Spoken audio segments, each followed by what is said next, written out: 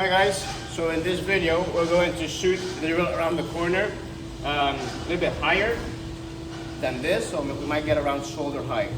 Okay, just to compare the differences in how we shoot a low drill and a high drill, see how applicable the technique that I had described was when we don't have a place to rest our forearm on.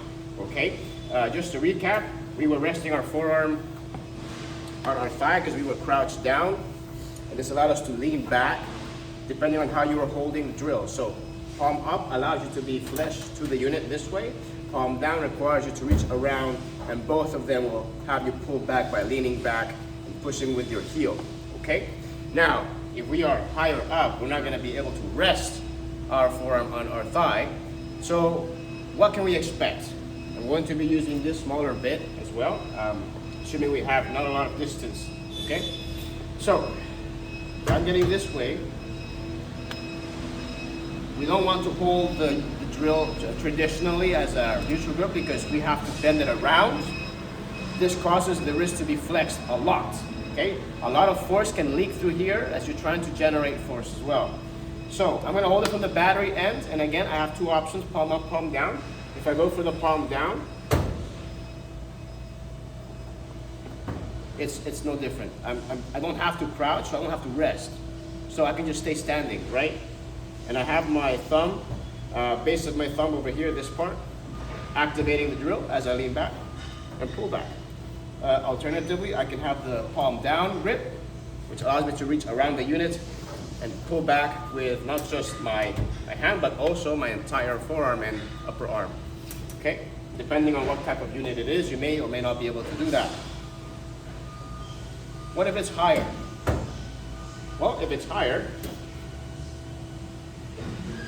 the only thing that changes is how you hold the battery.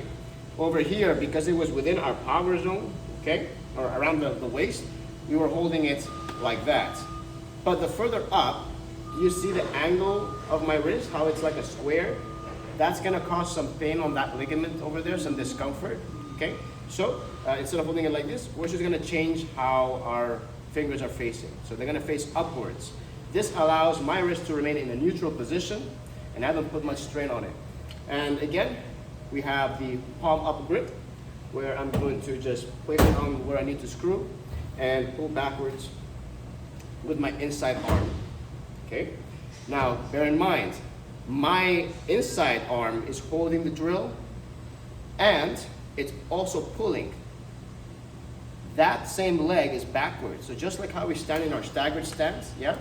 The hand with the drill, that foot should go backwards, kind of like how we're walking. Yeah, same principle. So I'm pulling backwards with that leg. No, not with my leg. I'm leaning backwards on that leg. This leg, again, you're pushing backwards with the heel, okay? And you should feel a lot of tension on your hips. Now, because we're so high up, this doesn't seem like a good idea because now my elbow is above my shoulder. So I would limit ourselves to just this position, or because it's so high up and because we already have the wrist in this position, okay, what we can do is hold the drill like this, yeah. Change our position so that we're facing on, yeah.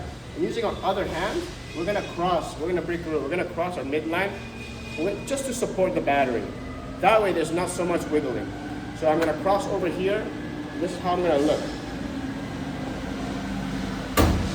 And then I'm gonna push with this as I'm pulling on the trigger with the drill. And I'm pulling, push. This leg is the same arm that has it. So I'm gonna be pushing. And that's another way you can hold the drill up above near your head level. Okay? I hope that was helpful.